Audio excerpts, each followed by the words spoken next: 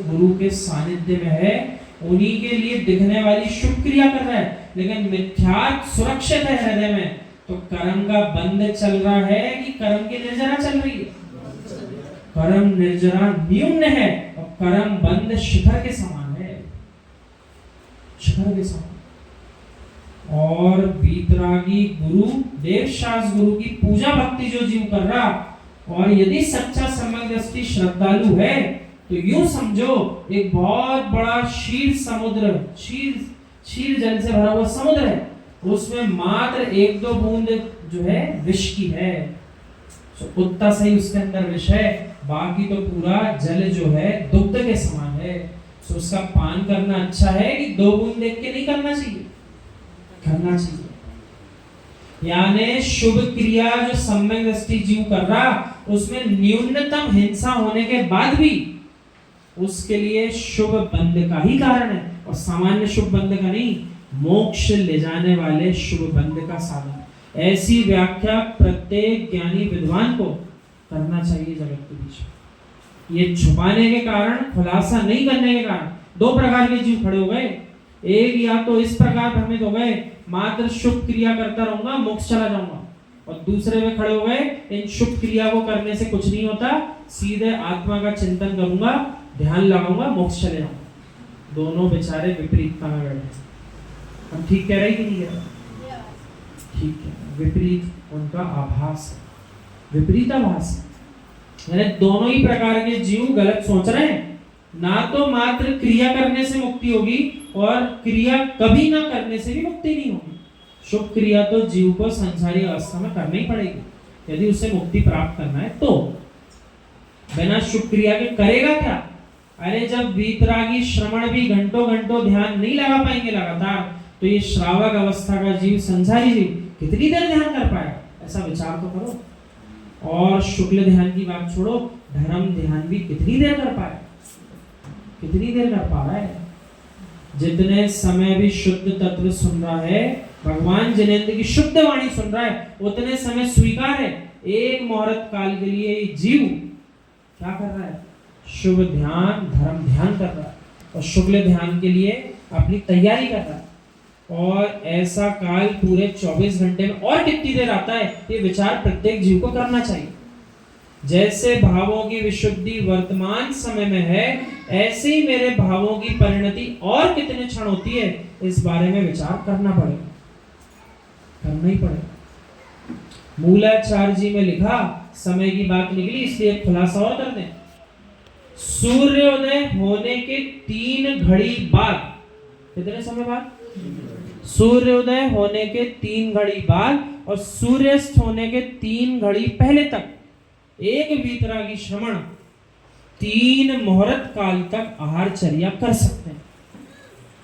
पुनः दोहराएं, सूर्य उदय होने से 3 घड़ी बाद, सूर्यास्त होने के 3 घड़ी पूर्व एक वीतरागी श्रवण 3 मुहूर्त तक का समय लेकर के अपनी निर्विघ्न आहारचर्या कर सकते हैं। अब थोड़ा खुलासा करते हैं। सूर्योदय हुआ, अभी कितनी बजे हो रहा दादाजी? 5:15, 5:15, ठीक। 1 घड़ी अर्थात 24 मिनट, कितना समय? 3 घड़ी अर्थात 24 का गुणा 3 में करो, 72 मिनट। 1 घंटे 12 मिनट बाद आहारचर्या के लिए समय प्रारंभ हो सकता है। और सूर्यास्त माना कि हो रहा है 6:30-7 बजे, वहां से 1 घंटे 12 मिनट पीछे जाओ, वहां पर उस समय, जब वो समय अंत होगा 3 घड़ी पहले, वहां पर चर्या समाप्त हो जाएगी। कितने काल की? अधिक से अधिक 3 मुहूर्त तक एक वीतरागी श्रवण आहारचर्या कर सकते हैं। 1 मुहूर्त यानी अपनी कक्षा 48 मिनट, 3 मुहूर्त अर्थात 2 घंटे 24 मिनट। तो किसी वीतरागी श्रवण को आहार करते करते 1-1.5 घंटा हो जाए तो विपरीत भाव मत बना लेना, अज्ञानी महाराज तो नहीं है, बिल्कुल आप अज्ञानी हो जो आपने ग्रंथ कर देने का। 2 घंटे 24 मिनट तक उत्कृष्ट चर्या चल सकती है, यदि चल रही हो किसी कारण से, तो जरूरी नहीं चलाएं। और जगन्ने की तो बात मत करो, जगन्ने की बात इसलिए मत करो, आहार प्रारंभ हुआ और यदि उन्हें इस प्रकार की विधि लेकर निकले, पहले ही ग्रास लूंगा, उसमें भी चावल का 1 दाना लूंगा और जल लेके आहारचर्या समाप्त। सो 2 मिनट भी नहीं लगे, आहारचर्या पूरी हो गई। आपको ऐसी विचित्र बातें बता रहे हैं। जीव कुछ ऐसे प्रसंग देख लेता है तो देख करके तुरंत विपरीत विचार करता है। अरे 1.5 घंटा हो गया, महाराज जी कब से आहार कर रहे हैं? अरे अभी तो सवेरे के 8 बजे महाराज जी आहारचर्या में उठ गए। ये अच्छे महाराज ही क्या उसने घोषित कर दिया? सच्चे नहीं, अच्छे नहीं। किस बात पे? सवेरे 8 बजे आहारचर्या में उठ गए। आपको पता ही नहीं था सूर्य उदय होने के 3 घड़ी बाद आहारचर्या की विधि प्रारंभ कर सकते हैं शुद्धि करके। लेकिन करते क्यों नहीं है इतनी जल्दी? इतनी जल्दी सवेरे 7 बजे भी दिन हो रहा, 7 बजे से जाएंगे, आप तैयारी कितनी कर पाओगे? खुद मंदिर जा पाओगे कि नहीं जा पाओगे? नहीं जा पाओगे। स्वेत सागर महाराज जी भोपाल में आए थे, डांट लगाते थे चौकों में जाकर, क्यों बनाई इतनी सामग्री? पूजा करके आए कि नहीं आए? मंदिर हो गए, पूरा परिवार आया कि नहीं आया? कि चौके में ही लगे रहे? अरे चौके में लगे रहे, तुम अज्ञानी हो। जिनेन्द्र प्रभु ने ये थोड़ी कहा चौका है तो चौके में दिन निकाल देना, मंदिर ही मत जाना। आगम की विधि बहुत गहरी है, इसलिए हम बार बार माता जी बहनों से सबसे निवेदन करते हैं, चौके में द्रव्य बनाने की होड़ मत लगाओ। इनने 20 बनाई थी, हम 30 बना के दिखाएंगे। आगम में कहीं नहीं लिखा इतना भोजन द्रव्य अलग अलग होगा तो ही चर्या पूरी होगी।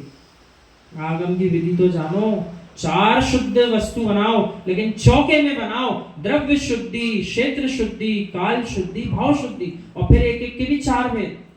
द्रव्य शुद्धि के 4 भेद, क्षेत्र शुद्धि के 4 भेद, काल शुद्धि के, भाव शुद्धि के, इसे कहते हैं 16। जीव को पता ही नहीं, 16 चिल्ला रहा। अभी पूछ लो 16 होता क्या है, वो ये भी नहीं बता पाएगा। 16 चीजों का 16 होता है, और 16 के 4 मुख्य वेदी बता दे तो भी काम बन जाए।